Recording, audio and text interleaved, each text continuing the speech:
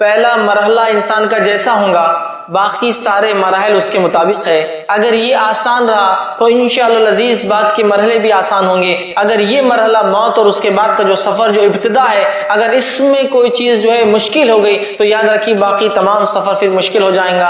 عثمان ابن عفان رضی اللہ عنہ کے تعلق سے آتا ہے، آپ جب کسی قبر پر جاتے اور وہاں کھڑے ہوتے تو بہت زار و خطار روتے، اتنا زیادہ روتے کہ آپ کی داڑھی بھیگ جاتی اور آنسو داڑھی سے نیچے ٹپکتے. جب لوگ پوچھتے کہ کیا بات ہے آپ قبر پہ اتنا کیوں روتے ہیں تو وہ کہا کرتے تھے میں اس لیے اس پر اتنا روتا ہوں اس لیے کہ جس کے لیے یہ مرحلہ آسان ہو گیا اس کے لیے باقی سارے مراحل باقی سارے سٹیجز آسان ہیں، اور جس کے لیے یہ مرحلہ مشکل ہو گیا یہ قبر والی زندگی موت کے فوراً بعد والی زندگی تو اس کے لیے باقی سارے مراحل بہت مشکل ہونے والے ہیں، یاد رکھیے. تو لہٰذا آخرت کا سفر شروع ہوتا ہے موت سے. تو میں چند باتیں موت کے تعلق سے پھر یہ سفر کیسے شروع ہوتا ہے اور پھر کیا ہوتا ہے مختصر سے آپ کے سامنے رکھنے کی جو ہے کوشش کروں گا. ہم آگے بڑھتے ہیں. انسان جو ہے کچھ سوالات اس کے زندگی کے یا کچھ سوالات ایسے ہیں جس کے جواب کے لیے وہ پریشان ہوتا ہے. دین اسلام نے ان سارے سوالات کے جواب دیے جس میں سے ایک اہم سوال جو انسانیت اپنے آپ سے اور لوگوں سے اور دانشوروں سے اور وہ لوگ جو علم رکھتے تھے ان سے پوچھتی رہی وہ یہ ہے کہ موت کے بعد کیا ہوگا. موت کے بعد جو آخرت کا سفر شروع ہوگا وہ کیا ہوگا؟ کیا ہم دوبارہ اٹھائے جائیں گے یا یہ موت کے ساتھ ختم ہو جائیں گا؟ کوئی حساب کتاب ہے؟ مطلب بعد میں کچھ بدلہ جزا اور سزا ہے یا بس جو کچھ کیا بس ہم مٹی میں مل کر معاملہ ختم ہوا؟ لوگ پوچھتے ہیں. اسلام نے اتنا بتفصیل جواب دیا، حالانکہ کوئی انسان مرنے کے بعد آ کر یہ چیزیں نہیں بتا سکتا ہے، لیکن اللہ رب العزت نے نبی اکرم صلی اللہ علیہ وسلم کو بذریعے وہی اس سفر کی ابتدا کیسی ہوں گی، یہ سفر کے کیسے مرحلے ہوں گے وہ تمام تفصیلات بتائیے تاکہ وہ لوگ جو زندہ ہیں جو ایمان والے ہیں وہ اس چیز کو جانے اس چیز کو سمجھے اور سفر آخرت موت کے بعد جو سفر شروع ہوتا ہے اس کی تیاری وہ اللہ رب العزت نے جو زندگی ابھی عطا کی ہے جس سے میں اور آپ اور جو لوگ میری بات کو سنیں گے وہ زندہ ہے وہ گزر رہے ہیں. یاد رکھیے اس کے بعد ایک مرحلہ ہے جو آخرت کا سفر ہے، بہت کٹھن سفر ہے، یاد رکھیے بہت سخت سفر ہے. یاد رکھیے اس کی تیاری اس کا سامان اس کا توشہ ہمیں اس دنیا میں اچھے اچھے اعمال کر کے جمع کرنا ہے، ورنہ موت کا فرشتہ آ جاتا ہے. جیسے کہ اللہ رب العزت نے سورہ مومنون سورہ نمبر 23 آیت نمبر 99 اور 100 99 اور 100 میں فرما کہا جب کسی کی موت کا وقت قریب آتا ہے تو وہ فرشتے جو اسے لینے آتے ہیں وہ کہتا اے فرشتوں تھوڑی مہلت دی جائے، تھوڑی چھوٹ دی جائے، تھوڑا وقفہ دیا جائے، تھوڑا انٹرول دیا جائے، ونس مور ایک اور مجھے چانس دیا جائے. قال رب ارجعوا تاکہ واپس جاؤں، لعلی اعمل صالحا فیما ترک تاکہ دنیا میں جن کام کے لیے یا جن کاموں کے لیے جو اچھے اعمال کے لیے بھیجا گیا تھا لیکن میں نے کیے نہیں تو میں کیا کروں، جا کر کے آ جاؤں، لہٰذا مجھے ایک چانس دیا جائے.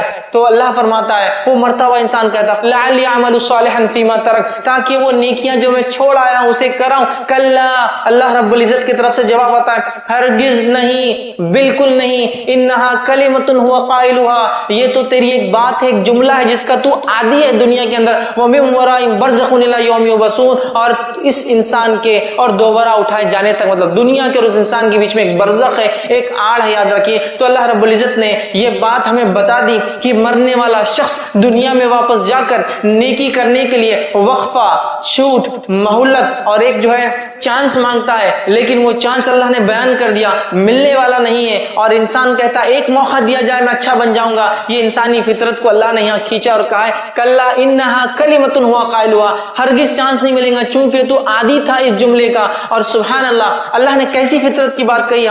ہمارا معاملہ یہی ہے نمازی بن جاؤ انشاءاللہ اگلے جمعہ سے، ارے دین پر چلنے لگو انشاءاللہ اگلے رمضان سے، پڑھائی اچھی کر لو انشاءاللہ اگلے سیمسٹر سے، کام اچھا کر لو اگلے سیزن سے، تجارت کو بڑھا لو اگلا موسم دیکھیں گے نا. ہر بار ہم چاہتے چانس ایک اور چانس ملے. اللہ نے کہا کوئی چانس نہیں ملے گا. سفر آخرت شروع ہو گیا ہے، فرشتے آ کر کھڑے ہیں اور وہ کہتے ہیں کہ اب چلنے کا وقت ہے، دنیا سے جانے کا وقت ہے، تمہاری روح نکالنے کا وقت ہے اور تمہیں چلنا ہے. گناہگار، بدکار، منافق، کافر، فاسق، فاجر جس نے نیکیاں نہیں کی وہ کہہ رہا ہے ایک مہلت دے دو فرشتوں، اللہ سے گزارش کرو. جواب آتا ہرگز نہیں، یہ نہیں ہو سکتا چونکہ تم عادی تھے اس جملے کے.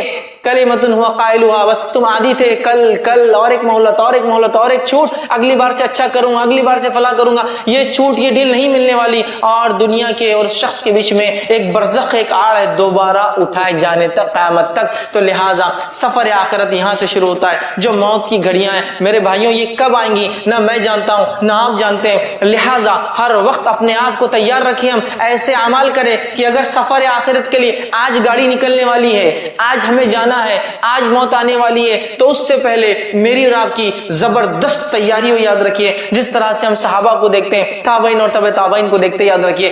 तो बहरहाल हम देख रहे थे कि असलाफ हमारे किस तरह से जो है मौत की तैयारी करते थे, और क्यों ना हो, इसलिए कि अल्लाह रब्बुल इज्जत ने इस सफर की इब्तिदा को और इस इब्तिदा का जो पहला मरहला है मौत, इसके ताल्लुक से बयान किया कि इसकी बहुत ज्यादा सख्तियां, याद रखिए। हमें इसकी तैयारी इस जिंदगी में करना है कि पता नहीं कब सफर आखिरत मेरा और आपका शुरू हो जाए, और अगर हमारी तैयारी ना रही तो याद रखिए मोहलत और छूट नहीं है। इसलिए कि अल्लाह रब्बुल इज्जत ने इस बात का तो ऐलान कर दिया, और ये एक ऐसी बात है जिसमें दुनिया के किसी मजहब, किसी मसलक, किसी दीन, किसी धर्म, किसी को इख्तिलाफ नहीं। इंसान को, लोगों को अल्लाह के होने नहीं होने में, एक है, दो है, तीन है, हजारों करोड़ों है, हर चीज में इख्तिलाफ। कौन से नबी और कौन नबी नहीं है उसमें इख्तिलाफ, हर चीज में इख्तिलाफ है। लेकिन एक चीज ऐसी इस पे लोग मुत्तहिद है, मुत्तफिक और इत्तेफाक रखते हैं, वो है मौत। मौत में किसी को इख्तिलाफ नहीं है कि मौत नहीं आती है, मौत सबको आती है, याद रखिए। लिहाजा सफर आखिरत में मुझे और आपको सबको जाना है। बस अच्छा मुसाफिर वो होगा जो सफर आखिरत शुरू करने से पहले अपना सामान तैयार रखे,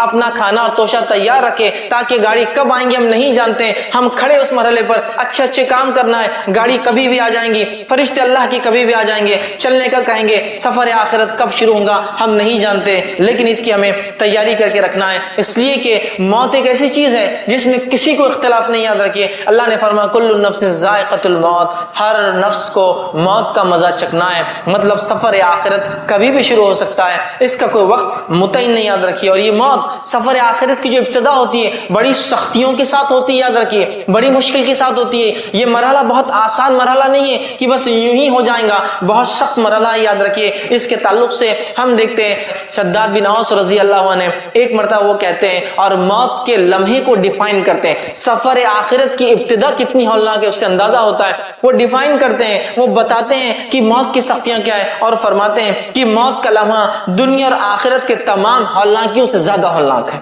मौत का लम्हा दुनिया और आखिरत की तमाम हौलनाकियों से ज्यादा हौलनाक है। आगे फरमाते हैं और कहते हैं ये आरों के चीरने से ज्यादा खतरनाक है। आरे से किसी को चीर कितनी तकलीफ होती है, आरों के चीरने से ज्यादा खतरनाक है। फिर कहते हैं कैंचियों के काटने से ज्यादा खतरनाक है। किसी जिंदा इंसान को कैंची से काट दिया जाए कितनी तकलीफ होती है, कैंचियों के काटने से ज्यादा खतरनाक है। हड्डियों के उबालने से ज्यादा खतरनाक है। एक जिंदा इंसान को अगर उबाल दिया जाए कैसी तकलीफ होगी, तो हड्डियों के उबालने से जो है ज्यादा तकलीफ दे। अगर मुर्दा उठकर जो सख्तियों से वो गुजरता है, सफर आखिरत जिस तकलीफ से शुरू होता है, याद रखिए, अगर बयान कर दे तो वो कहते हैं तुम लोगों का नींद और चैन और सुकून खत्म हो जाएगा, तुम सुकून से सो नहीं सकते और तुम्हारा सुकून खत्म हो जाएगा। अगर कोई मुर्दा उठ के बता दे उसके साथ क्या तकलीफ होती है, याद रखिए। इसी तरह हम देखते हैं बुखारी की रिवायत है, नबी अकरम सल्लल्लाहु अलैहि वसल्लम की जब आखिरी घड़ियां थी, माई आयशा रज़ियल्लाहु अन्हा फरमाती है नबी अकरम सल्लल्लाहु अलैहि वसल्लम नमाज के लिए उठते, खड़े होना चाहते, वजू करते और गिर कर बेहोश हो जाते। फिर आप चेहरे पर पानी मारते, फिर आप उठते, उठने के बाद फिर वजू करते, फिर नमाज के लिए जाना चाहते, फिर आप बेहोश हो जाते हैं। ये सख्तियां थी नबी अकरम सल्लल्लाहु अलैहि वसल्लम के साथ, और आप सल्लल्लाहु अलैहि वसल्लम जो अल्लाह की तारीफ करते जाते, और यहूद और नसारा को उस वक्त में भी आपने बद्दुआएं दी, इसके अल्फाज मिलते हैं। तो अल्लाह की तारीफ कहते और कहते सुभान अल्लाह, मौत के लिए बड़ी सख्तियां हैं, मौत के लिए बड़ी सख्तियां हैं। तो सफर आखिरत किसी के लिए भी आसान ना हुआ, याद रखिए। ये बहुत सख्त फेज है इंसानी लाइफ का। जिस तरह से इंसान पैदा होता है तो सख्तियों में पैदा होता है, मशक्कत में पैदा होता है, लेकिन मौत उससे भी खतरनाक घड़ी है। मतलब सफर आखिरत अगर शुरू होता है इस हौलनाकी से, तो इसकी आगे की कैफियतें क्या होंगी मैं समझता हूं अंदाजा ही लगाया जा सकता है, याद रखिए। ताबईन, तबे ताबईन, सलफ सालिहीन, याद रखिए, मौत से बहुत डरा करते, क्योंकि ये सफर आखिरत का पहला मरहला है, बहुत सख्त मरहला है। जब ये मरहला ऐसा है, आगे क्या हो सकता है अंदाजा ही लगाया जा सकता है। अबू ज़र ग़िफ़ारी रज़ी अल्लाह अन्हु के ताल्लुक से आता है, इब्न माजा की रिवायत है, आप सल्लल्लाहु अलैहि वसल्लम ने जब मौत का तस्करा किया और सफर आखिरत की इब्तिदा की बातें बताई, कैसी मौत, कैसी सख्तियां, कैसे सवाल जवाब, तो अबू ज़र ग़िफ़ारी रज़ी अल्लाह अन्हु कह उठे और कहा काश कि मैं कोई झाड़ होता, ये ज्यादा मेरे लिए अच्छा होता। اسی طرح جو ہے کتاب الزہد کے اندر ابو ہریرہ رضی اللہ عنہ کی موت کا واقعہ آتا ہے. جب آپ جو ہے موت کے قریب تھے اور انتقال ہونے والا تھا تو رو رہے تھے. کسی نے کہا ابو ہریرہ کیا دنیا سے جانے کا غم ہے؟ تو کہا مجھے دنیا سے جانے کا غم نہیں ہے، لیکن میرا معاملہ یہ ہے، اور اپنے تعلق سے بتا رہے ہیں، مجھے دنیا چھوڑنے کا غم نہیں ہے، بلکہ غم اس چیز کا ہے راستہ بہت لمبا ہے، سفر طویل ہے اور زیادہ راستے کا توشہ بہت کم میں نے باندھا ہے.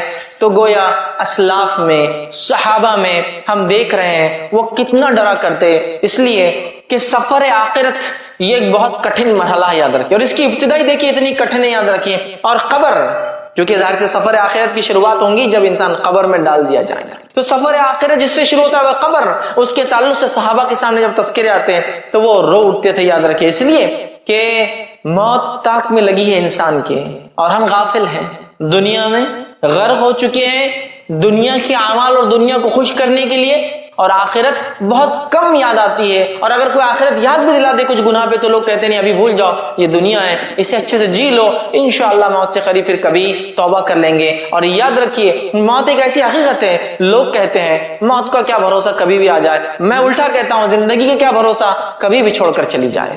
موت کا بھروسہ ہے 100 سال جیو، 200 سال جیو، 1000 سال جیو، لاکھ سال جیو، آنا ہے. بھروسہ موت کا ہے، زندگی کا نہیں، کب ساتھ چھوڑ دے اور چلے جائیں. تو یہ مرحلہ جو ملا ہے بہت بہترین و زرین مرحلہ ہے. سفر آخرت شروع ہونے سے پہلے سفر آخرت کا سامان، سفر چالو کرنے سے پہلے سفر کے لیے جو تیاریاں انسان کرتا ہے، ویسے سفر آخرت کے لیے ہمیں اس دنیا میں اچھے اعمال کر کے تیاری کرنا ہے. اب آگے ہم بڑھتے ہیں. اب انسان کی موت آ گئی، اس سختیوں والے مرحلے سے وہ گزر گیا. اب کیا ہوتا ہے، یہ کچھ باتیں آپ کے سامنے بیان کروں گا. ٹھیک یہ بتانا کہ سفر آخرت کی ابتدا میں انسان کے مرنے کے بعد کیا ہوتا ہے یہ ممکن نہیں ہے، چونکہ کوئی مردہ اٹھ کر نہیں بتاتا ہے کیا ہوا ہے. لیکن اللہ کی کتاب میں، نبی اکرم صلی اللہ علیہ وسلم کی سنت میں کچھ جو باتیں ملتی ہیں، ان باتوں کو میں ترتیب وار آپ کے سامنے رکھ رہا ہوں، چونکہ روایتیں مختلف ہیں، احادیث مختلف ہیں. کچھ روایتیں بخاری کی، کوئی مسلم کی، کوئی ابو داؤد کی، کوئی ترمذی کی.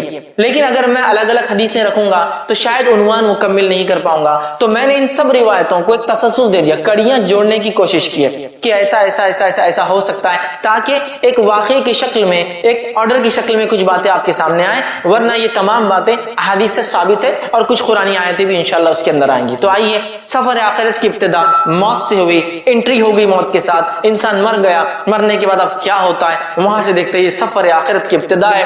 نبی اکرم صلی اللہ علیہ وسلم فرماتے ہیں جب انسان مر جاتا ہے اور اگر وہ نیکوکار ہو تو ہوتا یہ ہے کہ خوبصورت چہرے والے فرشتے آتے ہیں اور انتہائی خوشبودار کفن اس کے لیے لایا جاتا ہے، اور اس کے پاس آتے ہیں، کھڑے ہوتے ہیں اور بشارتیں دیتے ہیں، خوشخبریاں سناتے ہیں. اس کے رب نے اس کے سفر آخرت کے بعد کیا دینے کا وعدہ کیا ہے وہ رکھتے ہیں. اس کی روح مچلتی ہے اور اسے اچھے ناموں سے پکارتے ہیں، جن اچھے ناموں سے وہ دنیا میں پکارا جاتا تھا اسے مبارکباد دیتے ہیں اور اس کو خوشخبریاں سناتے ہیں. جو ہی وہ روح خوشخبریاں سنتی ہے وہ مچلنے لگتی ہے سفر آخرت کی ابتدا کے لیے، اور کہتی ہے مجھے جلدی سے نکالو، مجھے جلدی لے کر چلو، تاکہ میں اس چیز کو پالوں جو میرے رب نے سفر آخرت کے بعد میرے لیے رکھی ہے اور جو بشارت تم لوگ دے رہے ہو. پھر فرشتے اس کو خوشبودار کفن میں جو ہے کفناتے ہیں. اس کے بعد پہلے آسمان کی طرف لے کر چلتے ہیں. جب پہلے آسمان کی طرف لے کر چلتے ہیں تو پہلے آسمان کے فرشتوں کو اس روح کی جو نیک تھی، جس کا سفر آخرت شروع ہوا ہے، خوشبو آ جاتی ہے، اور ان کو پہلے سے پتہ چل جاتا ہے. جب وہ آتی ہے روح، فرشتے لے کر آتے ہیں تو پہلے آسمان کے فرشتے دروازے کھولتے ہیں، آسمان کے استقبال کرتے ہیں اور کہتے ہیں کہ مبارک ہو تم کو، اللہ نے تمہارے لیے انعامات لکھ رکھے، آؤ اے جو ہے ایسی روح جس نے نیک اعمال کیے. اور اس نیک انسان کی روح کو وہ قبول کرتے ہیں، ایکسپٹ کرتے ہیں، خوش آمدید کہتے ہیں اور اس کو بشارتیں دیتے ہیں. اور وہ روح جو ہے اس آسمان سے لے کر پہلے آسمان تک پہنچی ہے، کھولے گئے دروازے دوسرے آسمان کی طرف جاتی ہے، اور ہر مرحلے میں، ہر آسمان میں یہی بشارتیں دی جاتی ہے اور وہ خوش ہوتی ہے، اور 7ویں آسمان تک اس کی روح لے جائی جاتی ہے. 7ویں آسمان تک اس کی روح لے جائی جاتی ہے. پھر اللہ تعالیٰ حکم دیتا ہے اسے واپس اسی جگہ ڈال دو، اس لیے کہ میں اسے دوبارہ اسی سے اٹھاؤں گا. پھر اس روح کو لا کر قبر کے اندر ڈال دیا جاتا ہے. وہ نیک انسان جب قبر میں ڈال دیا جاتا ہے تو ڈالنے کے بعد وہ نیک انسان جو قبر میں جو ہے بیٹھ جاتا ہے، یاد رکھیے، اور اس کے بعد وہ مرحلہ شروع ہوتا ہے جو بہت سخت مرحلہ ہے، وہ ہے سوال اور جواب کا مرحلہ۔ منکر اور نکیر دو فرشتے داخل ہوتے ہیں۔ بہت اللہ کا اندازہ لگائیے، مٹی کا گھروندہ ہے قبر، نہ کوئی دیا ہے، نہ کوئی لائٹ ہے، نہ کوئی ایسے ٹمٹما چھوٹی سی روشنی بھی موجود نہیں ہے، اور اس کیفیت میں اس مٹی کے نیچے انسان دبا ہوا ہے۔ دنیا میں چھوٹے موٹے کیڑے مکوڑوں سے لوگ ڈرتے ہیں، اندازہ لگائیے اگر اعمال صحیح نہ کیے تو پھر ڈھیروں من مٹی نیچے دبنا ہے، کوئی ساتھی نہیں، کوئی لائٹ نہیں، کوئی مددگار نہیں، اور اتنی خوف زدہ خوفناک منکر اور نکیر جو قبر مٹی کو پھاڑتے ہوئے آئے۔ اندازہ لگائی دنیا میں کوئی انسان غصے میں آ جائے تو ہم ڈر جاتے ہیں، وہ پھاڑتے ہوئے آئیں گے اور بجلی جیسی آواز ہوں گی، لیکن نیک انسان آ کر اسے اٹھائیں گے، اور اٹھانے کے بعد اس سے 3 سوال کریں گے۔ اور پہلا سوال کیا جائے گا؟ من ربک، تیرا رب کون ہے؟ نیک انسان اطمینان سے بیٹھیں گا، اور آپ نے فرماتے ہیں کہ سورج غروب ہوتا دکھایا جائے گا۔ یہ سب غائب کی باتیں ہو رہی ہے، قبر کے معاملات سفر آخرت پورا غائب سے متعلق ہے۔ سورج ڈوبتا ہوا دکھایا جائے گا، وہ کہیں گا فرشتوں سوالوں کے جواب میں بعد میں دیتا ہوں، عصر کا وقت جا رہا ہے، سورج ڈوب رہا ہے، میں نماز پڑھ لیتا ہوں۔ فرشتے بتائیں گے یہ قبر ہے، یہاں نماز کی ضرورت نہیں، تو کہیں گے ہاں ٹھیک ہے کنٹینیو کرو، آگے بات کرتے ہیں۔ چونکہ وہ دنیا میں نیکی کا عادی تھا اور بالخصوص نماز کا عادی تھا، لہٰذا قبر میں بھی جب سورج کو ڈوبتا ہوا دیکھتا ہے تو کہہ رہا ہے کہ عصر کا وقت جا رہا ہے، میں پڑھ لیتا ہوں۔ تو اندازہ لگائیے نماز کے کتنے فوائد ہیں۔ بتایا جائے گا نہیں ختم ہو گیا، نماز کا سلسلہ نہیں ہے، اعمال ختم ہو گئے، جو ہو گئے ہو گئے، اب تم لہٰذا بیٹھو اور جواب دو۔ تو جب پہلا سوال کیا جائے گا وہ کہیں گا میرا رب اللہ ہے۔ دوسرا سوال ہوگا من نبیوں کا، کون ہے تمہارے نبی؟ تو وہ جواب دیں گا میرے نبی محمد صلی اللہ علیہ وسلم ہے۔ تیسرا سوال ہوگا ما دینوں کا، دین کیا ہے تمہارا، کس دین پر تھے دنیا میں؟ وہ کہیں گا میرا دین اسلام تھا۔ یہ کہنے کے بعد جب ایک نیک انسان اپنے سفر آخرت کے ابتدا میں جو ٹیسٹ اس کا ہوگا، جو اورل اس کا لیا جا رہا ہے، جو وائوا اس کا ہو رہا ہے، اس میں اگر وہ رائٹ آنسر دیتا ہے ان تینوں کوشچنز کے، تو نتیجہ یہ ہوگا فرشتے سوال و جواب کا سلسلہ ختم کر دیں گے۔ تینوں جواب اس نے دیا ہے، اور ایک کھڑکی کھولی جائیں گی اور جہنم بتائی جائیں گی، اور کہا جائے گا یہ وہ چیز ہے جس سے تیرے رب نے تجھے بچا لیا۔ وہ بندہ شکر ادا کرے گا، اور ایک کھڑکی کھولی جائیں گی اور بتایا جائے گا یہ تیرا مقام ہے جنت میں، یہ تیرا مقام ہے۔ وہ روح مچل اٹھیں گی اور وہ فرشتوں سے کہیں گا نیک انسان اے فرشتوں مجھے مہلت دے دو، میں جا کے اپنے رشتہ داروں کو بتا دیتا ہوں یہ میرے رب نے نیکیوں کی وجہ سے دیا ہے۔ فرشتے کہیں گے لوٹنے کا چانس، لوٹنے کا جو ہے کوئی جو ہے اس کے اندر امکان نہیں ہے، لہٰذا تم اطمینان کرو۔ اور پھر وہ انسان دعا کریں گے اللہ قیامت جلدی قائم کر، چونکہ وہ مقام مجھے چاہیے جو بتایا گیا میرا وہاں، اور وہ کہیں گا قیامت جلدی قائم کر اللہ تاکہ میں اٹھوں اس روز، اور سفر آخرت کا جو اینڈ ہوگا اس میں جو ڈیسٹینیشن جو بتایا جا رہا ہے جو مجھے ملنے والا ہے یہ مجھے جلدی سے مل جائے۔ اور اس کے بعد وہ جنت کی کھڑکی کھلی رہیں گی، اس کی کچھ ہوائیں وہ محسوس کرے گا، ایک بہترین بستر اس کے لیے بچھایا جائے گا، اور فرشتے کہیں گے اے شخص آرام سے اطمینان سے سو جاؤ، تمہارا سفر مطلب اس کا سفر شروع ہو گیا، اطمینان سے تم اس پہ سو جاؤ، اور اسے ایک دلہن کی طرح بستر پہ سلا دیا جائے گا، اور اس کے بعد وہ اطمینان سے سو جائیں گا۔ اللہ کی طرف سے حکم گا اس کا نام علیین میں نیکوکاروں کے رجسٹر کے اندر اندراج کر دیا جائے، لکھ دیا جائے، اس کا رجسٹر میں نام لکھ دیا جائے گا نیکوکاروں کی۔ آئیے اس کے بالمقابل وہ انسان جو گناہ کرتا تھا، معصیت، جرم، کفر، شرک، نفاق، اس کی زندگی اس میں گزری، اس شخص کی موت کیسی آتی وہ بھی دیکھیے، اس کا سفر آخرت سٹارٹ کیسا ہوتا وہ بھی دیکھتے ہیں ہم۔ اللہ رب العزت ہم پر رحم کرے اور ہماری حفاظت کرے۔ بہت سخت سفر ہے، ویسے موت کی ہولناکی کتنی خطرناک تھی، لیکن ایک جو گناہ گار انسان ہوتا ہے اس کے پاس فرشتے جب اس کی روح کا وقت آتا ہے پہلے تو کہتا مہلت دی جائے، چھوٹ ڈھیل دی جائے، کہا جاتا ڈھیل نہیں ہے۔ اس کے بعد فرشتے جو کہ انتہائی گھٹیا صورتوں میں، بری صورتوں میں آتے ہیں، اور انتہائی بدبودار ٹاٹ کا ایک اس کے لیے کفن لاتے ہیں، اور لانے کے بعد کہتے ہیں کہ اے مغضوب روح، اللہ کا تجھ پر غضب ہونے والا ہے، تو نے گناہ اور معصیت کے، نکل، تیرا مقام یہ ہے۔ چونکہ جیسا نیک آدمی کو بشارت دی جاتی ہے، اس کو اس کا مقام کے تعلق سے بشارت دی جاتی ہے، نکل تجھے یہاں جانا ہے، اور وہ گناہ گار انسان کہتا ہے کہ نہیں میں نہیں نکلوں گا۔ اس کی روح جسم کے اندر جاتی ہے، جب روح اندر جاتی ہے تو اسی ماحول کی، اسی حالت کی ایک تصویر اللہ نے بیان کی اور کہا وَالنَّازِعَاتِ غَرْقًا، قسماً فرشتوں کی جو روحوں کو جسم میں ڈوب کر غوطے لگا کھینچ کے نکالتے ہیں، چونکہ اس کی روح باہر آنا نہیں چاہیں گی، وہ اندر جائیں گی اور یہ فرشتے اندر جا جا کے روح کو نکالیں گے. اور اسی بات کو اللہ رب العزت نے سورہ انعام سورہ نمبر 6 آیت نمبر 93 میں دیکھیے کیسا بیان کیا. اللہ فرماتا ہے اے نبی کہ اگر تم دیکھتے جب ظالموں کی موت کا وقت قریب آتا ہے, ٹھیک ہے, اور وہ موت کی جھانکنی میں جا کر پھنستے ہیں, سکرات میں ہوتے ہیں, تو فرشتے ان کے پاس جاتے ہیں, ملائکۃ باسطوا ایدیہم, اور اپنے ہاتھوں کو بڑا بڑا کر کھینچتے ہیں اس کی روح کو. نکل, چونکہ ایک نہیں کئی فرشتے آتے ہیں, یاد رکھیں, نکل اس کو کھینچتے ہیں. اب تمہیں بتایا جائے گا کیسا عذاب تمہیں ملتا ہے ان باتوں کے لیے جو تم اللہ کے تعلق سے بغیر علم کے بک دیا کرتے تھے. نکلو باہر آؤ. تو فرشتے ڈوب ڈوب کر نکالیں گے, فرشتے کھینچ کر نکالیں گے. وہ سفر کے لیے راضی نہیں ہوں گی وہ روح, وہ اندر گھسیں گی. فرشتے جب نکالیں گے, نبی اکرم صلی اللہ علیہ وسلم فرمایا کیسی تکلیف ہوں گی شخص کو جس کی روح جو گناہگار ہوں گا, جیسے ایک بھیڑ ہو, بھیڑ سمجھتے نا, شیپ, بھیڑ ہو, اس کی اون کتنی گتھیاں ہوتی ہے اس میں, وہ اگر گیلی ہو اور اس پر کوئی کانٹے دار چھڑی لے اور اس کو گھمائے جس میں بال اٹک جائے اور پھر اس کو کھینچ کر نکالے, اس قسم کی شدید تکلیف وہ محسوس کرتا ہے. اور اس کی جلد جو ہے جیسا نکلتی ہے تکلیف محسوس کرتا ہے اور تکلیف محسوس کرتا ہے, لیکن اسے فرشتے نکالتے بدبودار نہایتی گندے ٹاٹ کے اندر اسے لپیٹتے ہیں. لپیٹنے کے بعد پہلے آسمان پہ لے جاتے ہیں. پہلے آسمان کے فرشتے کہتے ہیں اس مغضوب روح کے لیے آسمان کے دروازے نہیں کھولے جائیں گے, واپس چلی جاؤ. اور اس انسان کو فرشتے انتہائی گھٹیا گھٹیا ناموں سے پکاریں گے جس سے دنیا میں چڑھتا تھا اور نفرت کرتا تھا. خبر میں آنے کے بعد وہی ہولناکی منکر اور نکیر ظاہر ہوں گے جن کی آواز بجلی کی کڑک جیسی ہوں گی, اور آ کر سوال کریں گے اس سے اور کہیں گے من ربک, تیرا رب کون تھا؟ کافر کہیں گا ہا لا ادری, مجھے نہیں پتا میرا رب کون تھا, مجھے نہیں پتا, جواب نہیں دے پائیں گا. دوسرا سوال ہوگا من نبیک, نبی کون تھے, تیرا نبی کون ہے؟ کافر کہیں گے ہا لا ادری, مجھے تو نہیں معلوم کون میرے نبی ہے, جواب نہیں دے پائیں گے. تیسرا جو سوال ما دینک, تیرا دین کیا ہے؟ کافر کہیں گا ہا لا ادری, مجھے اس کا بھی جواب نہیں معلوم. اس کے بعد وہ جواب نہیں دے پائیں گا کوئی چیز کا, مطلب تینوں سوالات میں وہ فیل جائیں گا.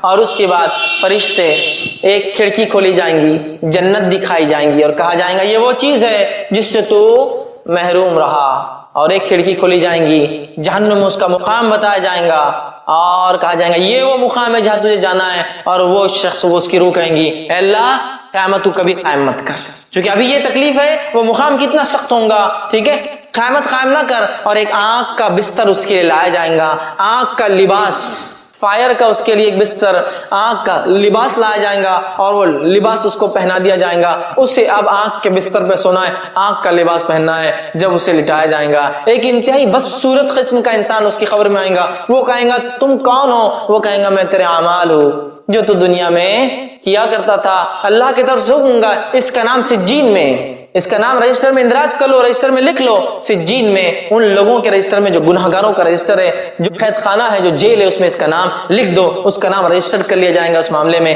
اور وہ قیامت تک تکلیف کے اندر لیٹنے والا ہے. ان مرحلوں پہ تھوڑا غور کیجیے, کیسا عجیب سفر ہے, کیسی خطرناک ابتدا ہے, اور ہماری اس کے لیے کیا تیاری ہے, یہ سوچنا سب سے امپورٹنٹ پوائنٹ ہے, سب سے اہم معاملہ ہے. یہ نقطہ سب سے اہم ہے. آج دنیا کی زندگی میں ہم اتنے غرق ہیں کہ ہمیں کچھ نہیں سمجھ میں آتا سوائے مال, دولت, بیوی, بچے, گھر, جائیدادیں, اچھی اچھی گاڑیاں اور اسٹیٹس اور مقام. اس کے علاوہ ہم کچھ نہیں کرنا چاہتے. یاد رکھیے کچھ نہیں کرنا چاہتے.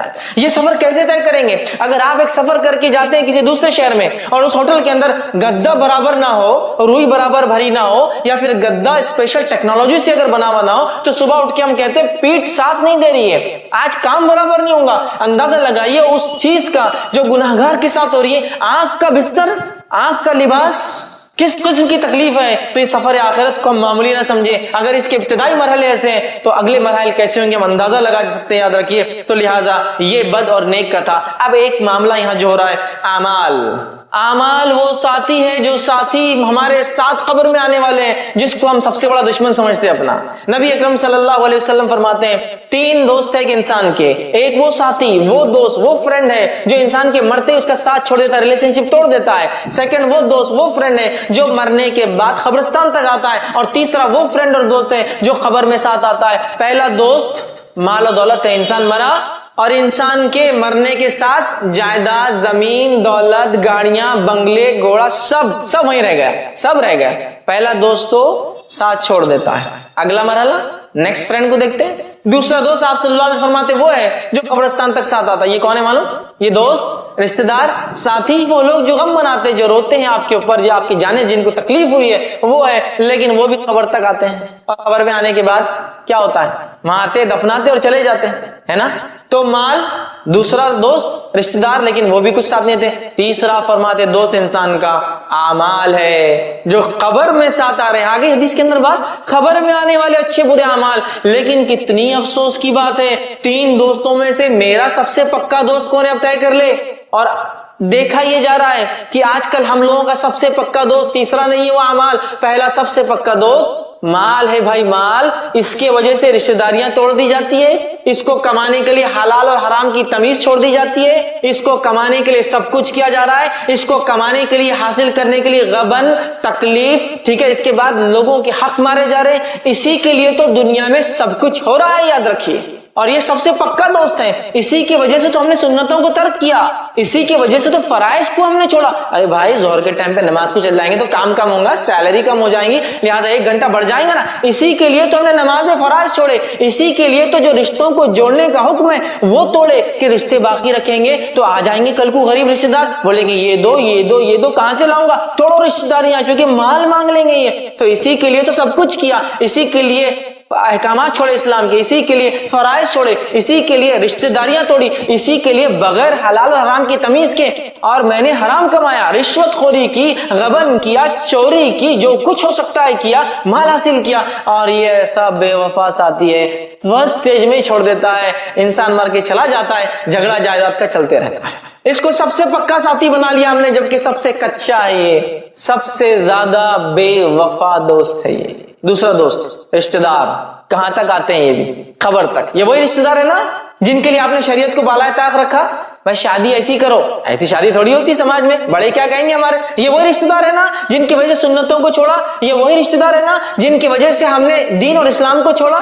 ارے بھائی پورے خاندان میں کوئی عمل نہیں کرتا، میں کیسے کروں گا؟ نام دکھانا ہے، سماج میں آگے بڑھنا ہے، بچوں کی شادیاں وغیرہ ہونا ہے، لہٰذا میں یہ قرآن حدیث اور سنت کی بات نہیں کر سکتا یہاں. تو یہ رشتہ ہے جن کے لیے آپ نے اسلام کو چھوڑا. یہ رشتہ دار ہے جس کے لیے آپ نے سب کچھ کیا، اسلام اور شریعت کو بالائے طاق رکھا، سنتوں کی اہمیت کو ہم نے وہ کیا. میرا بیٹا ہے اس کے لیے کیسا ہوں گا، یہ کر لیا. میری بیٹی ہے، رشتہ داروں کے لیے یہ اتنے بے وفا ہے، بس قبرستان تک آئیں گے، 2 آنسو بہائیں گے، بیوی ہو تو 4 مہینے 10 دن غم کریں گے، اس کے بعد سب کچھ دنیا کا چلنے لگے گا. کوئی ساتھ نہیں آ رہا مال، کوئی ساتھ نہیں آ رہا خبر میں ایک بھی رشتہ دار جس کے لیے یہ 2 فرینڈز کے لیے سب کچھ کیا. یہ سب سے بے وفا ہے. تیسرا جو دوست ہے جس سے سب سے کم اور ہلکی دوستی اور فرینڈشپ ہے میری اور آپ کی آج، وہ ہے اعمال. یہ زندگی میں بھی ساتھ ہے، یہ قبر میں بھی ساتھ ہے، یہ مقام محشر میں ترازو میں بھی تولا جائیں گا، اور انشاءاللہ اللہ کے فضل اور رحم کے بعد یہ وجہ بنے گا جنت میں جانے کی. اعمال. لیکن اعمال بعد میں، پہلے مال پھر رشتہ دار کیا بولیں گے، یہی معاملہ ہے نا. دیکھیے کوئی کام کرنا نہیں بھائی اس سے پہلے تو دیکھ لو بزنس میں کیا فرق آتا. دوسرا رشتہ دار کیا بولیں گے، ارے نہیں تو سنت ہے، رشتہ دار کیا بولیں گے، بھائی سماج میں رہنا ہے نا. اس کے بعد اعمال کا سوچا جائے گا. تو یہ دوست، یہ اعمال جس کو ہم نے سب سے کمزور دوست بنا لیا، اس سے وہ مضبوط دوستی اور رشتہ نہیں رکھا، یہی وہ عمل ہے جو ہر جگہ آنے والا ہے. خبر میں بھی آئیں گا، خبر میں بھی آئیں گا. ایک تو مسئلہ حل ہوا. دوسرا سوالات تو کتنے آسان دکھتے ہیں نا. من ربو کا، ربی اللہ، میرا رب اللہ ہے، کتنا آسان جواب ہے. من نبیو کا، میرا نبی کون ہے، کتنا آسان جواب. کس کو نہیں پتا کہ نبی محمد صلی اللہ علیہ وسلم ہے ہمارے. آسان. ماں دینوں کا، دین کیا تھا تیرا، کتنا آسان ہے دین اسلام. 3 سوال اور 3 الفاظ میں جواب ہے اس کے، اللہ، محمد صلی اللہ علیہ وسلم اور اسلام. میں تو یوں ہی دے دوں گا. میرے بھائیوں اس بات کو غور سے ہم سنیں اور سمجھے.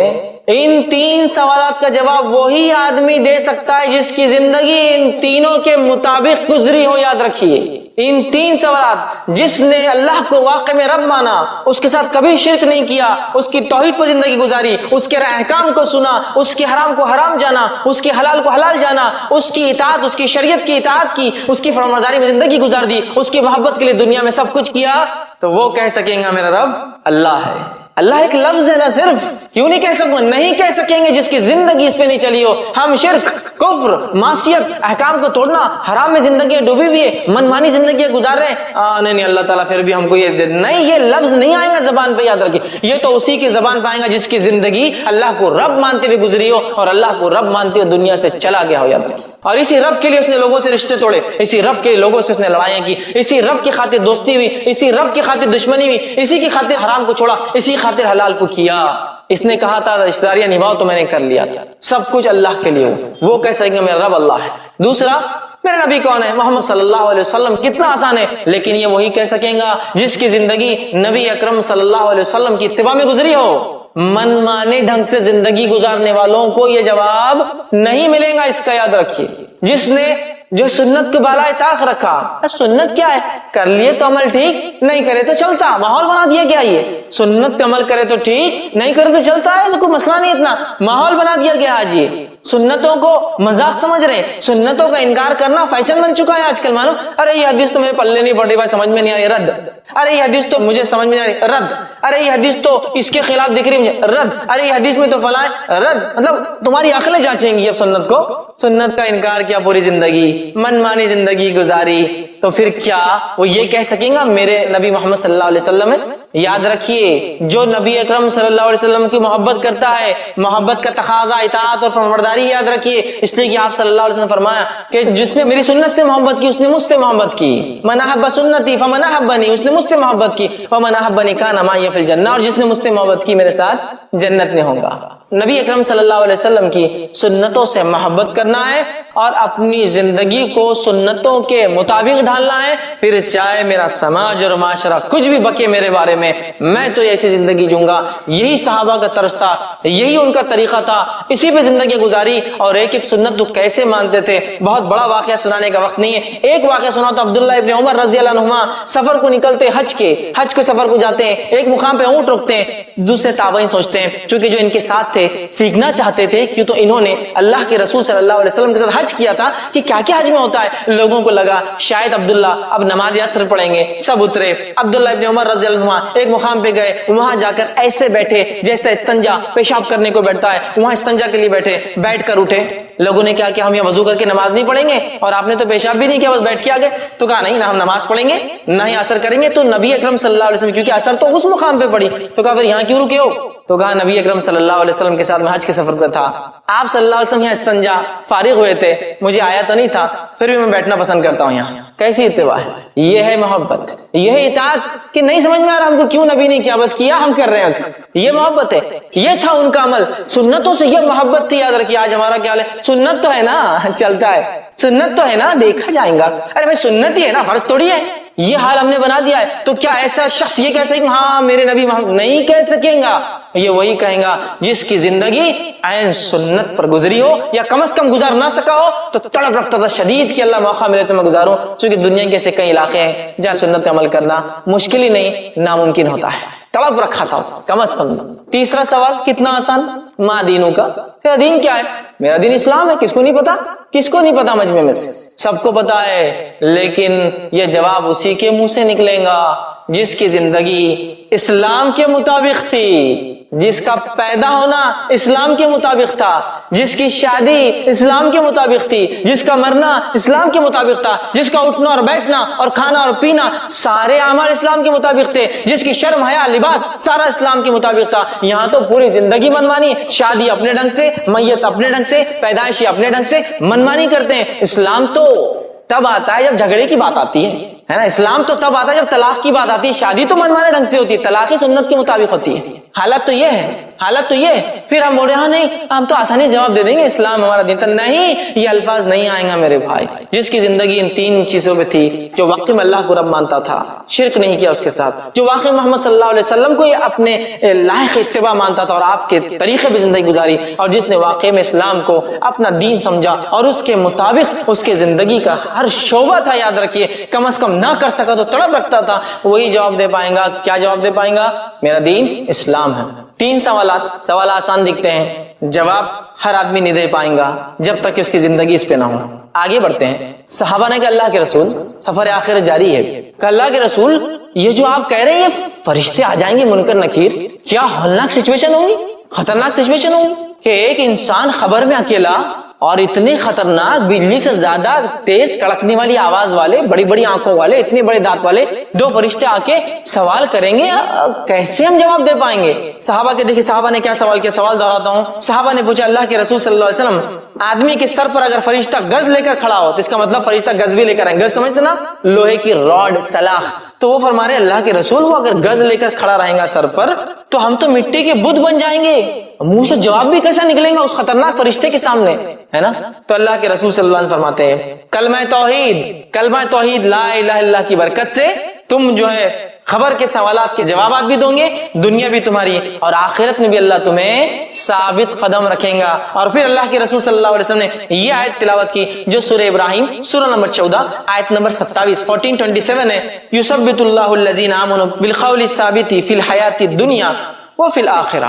اللہ تعالیٰ یثبت اللہ الذین آمنوا جما دے گا ایمان والوں کو بقول ثابت، ایک مضبوط کلمے کے ذریعے. اور وہ کلمہ کون سا ہے؟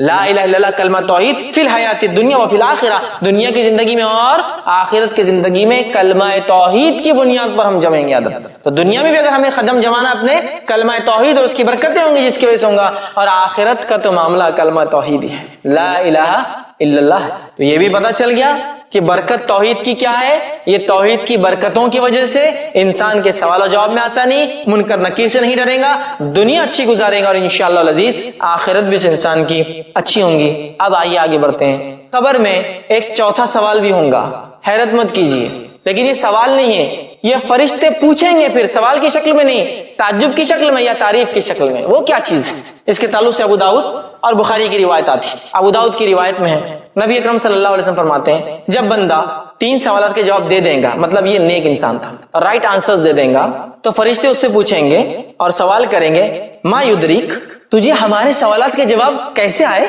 بہت امپورٹنٹ ایشو ہے. اگر جو لوگ اسٹوڈنٹس ہیں، اسکول کالج جاتے ایگزامز دیتے ہیں، وہ اس بات کو سمجھ سکتے ہیں کہ وائوا میں اگر کوئی کوشچن آنے والا ہے اور وہ کوشچن کا آنسر کہاں ملتا ہے اگر پتہ چل جائے تو کتنی بڑی بات ہوگی نا. وہی بات ہو رہی ہے. فرشتے پوچھیں گے پتہ کیسے چلا آپ کو یہ 3 سوالات کے یہ 3 جواب ہے؟ تب ایسے سوال کرنے والے تو نیک انسان کیا جواب دیں گا؟ سنیے. اللہ کے رسول صلی اللہ علیہ وسلم فرماتے ہیں، یہ مسند احمد کی روایت کا ایک ٹکڑا ایک حصہ ہے. آپ فرماتے ہیں قرأت کتاب اللہ، میں نے اللہ کی کتاب پڑھی تھی، آمنت بھی، میں اس پر ایمان لایا، وصدقت، اور اس کی تصدیق بھی کی تھی میں نے کہ حق ہے.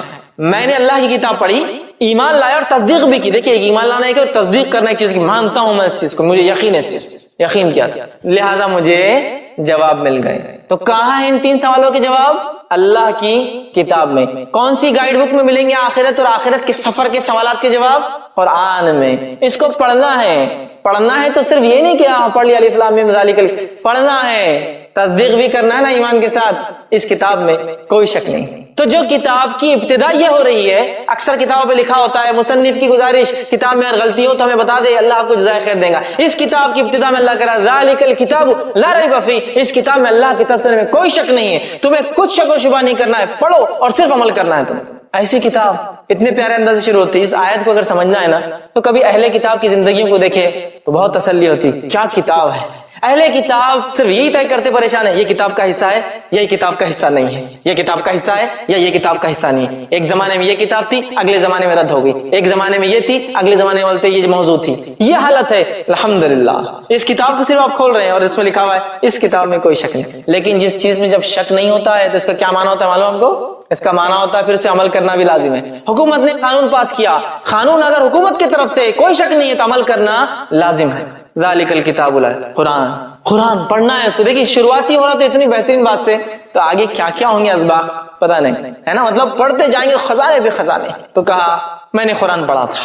کوشچنز 3 آنسر گائیڈ بک بتا دی گئی.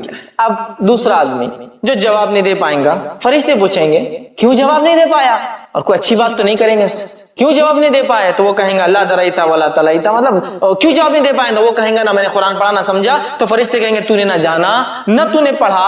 اور ایک فرشتہ، ایک روایت کے مطابق گز لیا ہوا فرشتہ، اور ایک روایت کے مطابق جو صحیح بخاری کی ہے 2 ہتھوڑے لیا ہوا فرشتہ ہوگا. ہتھوڑے، ٹھیک ہے، گز نہیں ہتھوڑے. ہتھوڑے سمجھتے نا آپ؟ ہتھوڑا جو ہوتا ہے پتھر توڑنے میں جس طرح، وہ 2 ہتھوڑے لیں گا اور جب پوچھیں گا تو نے نہ پڑھا نہ سمجھا، دونوں ہتھوڑوں کو لے کے اس زور سے دونوں کن پٹیوں پہ ماریں گا تو روایت کے اندر تھا وہ ایسا چیخیں گا وہ مردہ، اتنے زور سے چلائیں گا کہ زمین و آسمان کی ہر مخلوق سنیں گی اس کی آواز سوائے جن اور انس کو چھوڑ کر، اور اس کا سر ذرات میں تبدیل ہو جائے گا، اور یہی عذاب اس کو قیامت تک دوبارہ اٹھنے تک ملنے والا ہے۔ آنکھ کا بستر، آنکھ کا لباس، ہتھوڑوں کا عذاب۔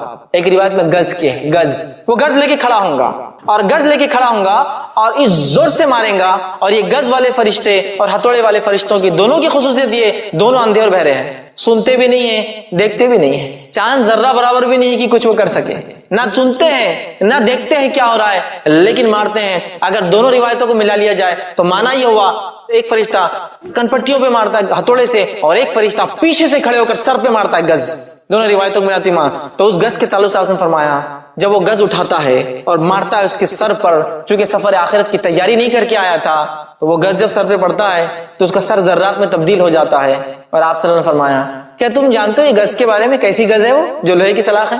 صحابہ نے کہا آپ بتائیے کیسی ہے؟ تو کہا یہ گز ایسی ہے کہ اگر ایک بڑے پہاڑ پر مار دی جائے تو ایک وار سے پورا پہاڑ ذرات، ذرات سمجھتے ہیں نا، ذرات ان پارٹیکلز کو کہتے ہیں جن کو بغیر پھونکے کے خود بخود اڑتے رہتے ہیں انوائرمنٹ کے اندر، ایٹماسفیئر میں، ذرات میں تبدیل ہو جائیں گا۔ اور پھر آپ نے فرمایا یہ گز کتنی وزنی بتاؤں؟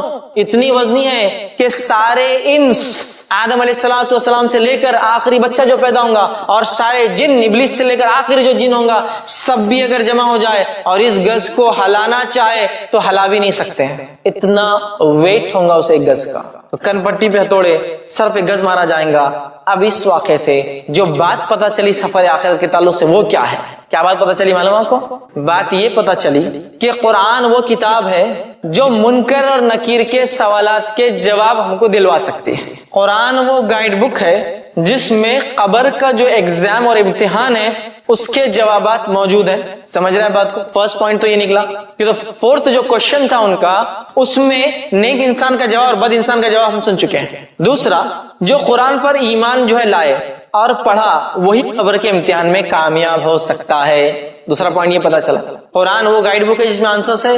دوسرا پتا جو اس کو پڑھتا ہے جو اس پر عمل کرتا ہے اسی کے لیے سفر آخرت ایزی اور آسان ہوتا ہے۔ تیسرا پوائنٹ پتا چلا کافر اور منافق پر سب سے پہلا فرد جرم جو عائد ہوگا، کافر اور منافق پر سب سے پہلا جو فرد جرم انڈیویجول کرائم ان پر ثابت ہوگا قبر میں وہ قرآن کا نہ پڑھنا ہے۔ باقی کچھ نہیں ہو رہا، دیکھیے ابھی شرک نہیں ہو رہا، کچھ قرآن کا نہ پڑھنا ہے۔ پہلا فرد جرم قبر میں جو کافر اور منافق پہ عائد ہوگا، فرسٹ کرائم جس کے لیے وہ پنشیبل ہوگا، اس کو پنشمنٹ دی جائیں گی، وہ کیا ہوگا؟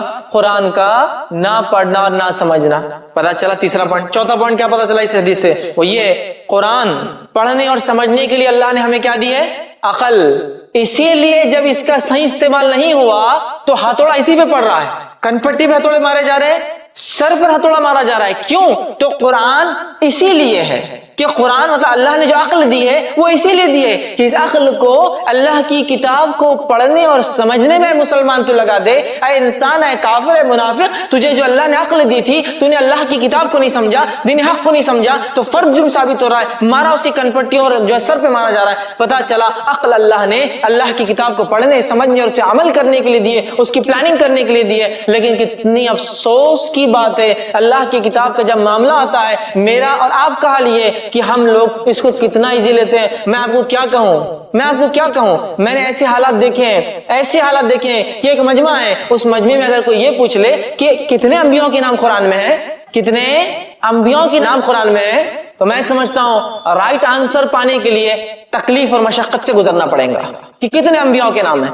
میں تو یہ بھی کہتا ہوں کہ قرآن سے اتنی دوری ہماری کہ کوئی یہ پوچھ لے نا کہ کتنے سورہ ہیں قرآن میں تو ویریس فیگرز آپ کے سامنے آئیں گے، 256 255 112 113 100، جس نے جہاں تک پڑھا اس کو لگا وہاں تک سورہ ہے۔ بس سمجھے آپ بات کو؟ آنسر نہیں پتا کہ اللہ کی کتاب میں کتنے جو ہے سورہ ہے۔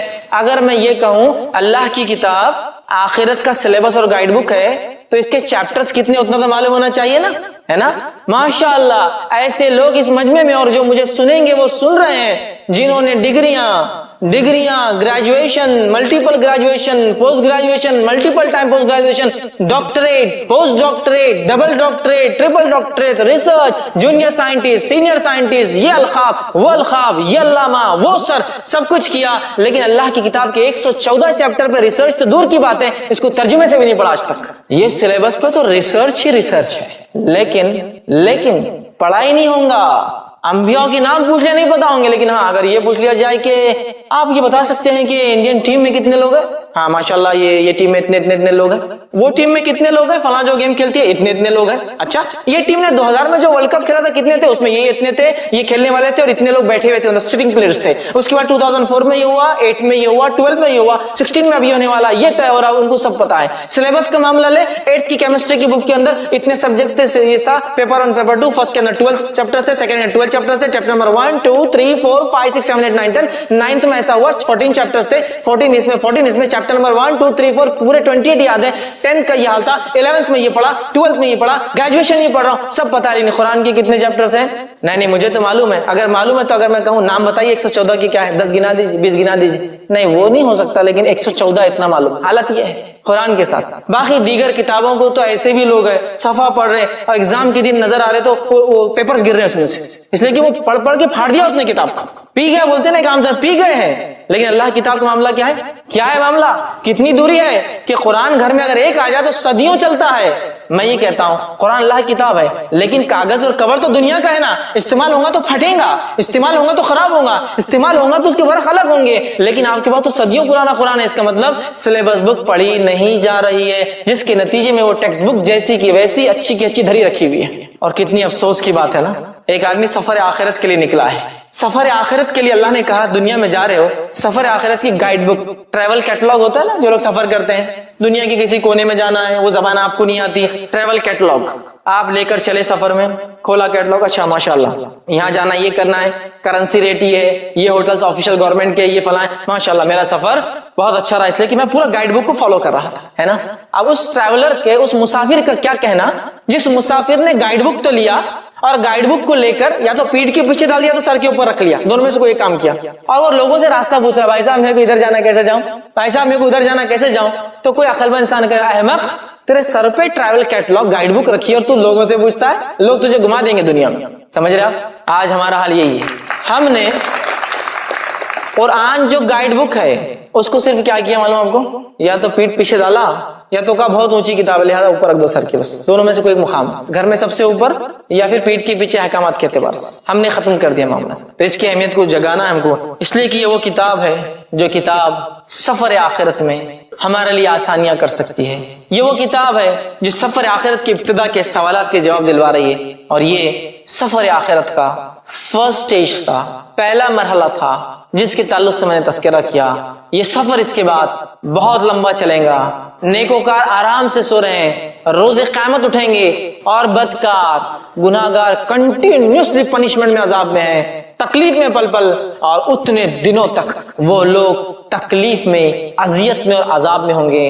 रोजे क़यामत उठाए जाएंगे, डरेंगे, घसीट घसीट कर, धक्का दे देकर, पकड़ पकड़ कर, खींच खींच कर लाए जाएंगे, मकाम महशर में खड़े होंगे लोग घसीट घसीट कर, ग्रोह दर ग्रोह अमाल के एतबार से, या तो खींच कर, या तो घसीट कर, या तो चल कर खुद से आएंगे, नेक लोग याद रखिए जमा होंगे। और उस दिन सूरज इतना करीब होगा, 1 मील के फासले पर 1.5 से 2 किलोमीटर का फासला से सूरज का होगा। इंसान पसीने में शराबर होंगे और इंसान अल्लाह के सामने खड़े होंगे और फर्दन फर्दन जाकर जवाबात देंगे, मीजान लगेगा, पुल सिरात से गुजरना है, फिर वो आखिरी फैसला जन्नत और जहन्नम का होगा। तो आज इस वक्त में मैंने आपके सामने वो पहला सफर, उस सफर का पहला मरहला और पहला हिस्सा रखा। मेरे भाइयों, बहुत लंबा सफर करना है, बहुत लंबा सफर करना है, तैयारी भी उतनी मजबूत करना है सफर की हमको, ताकि कभी भी इस सफर के लिए फरिश्ते आ सकते हैं कि चलना है। और इस सफर आखिरत को आसान करने की तरकीब अल्लाह की किताब को पढ़कर समझिए और खूब नेकियां करिए, तो इंशाअल्लाह अजीज ये सफर आखिरत अच्छा गुजरेगा।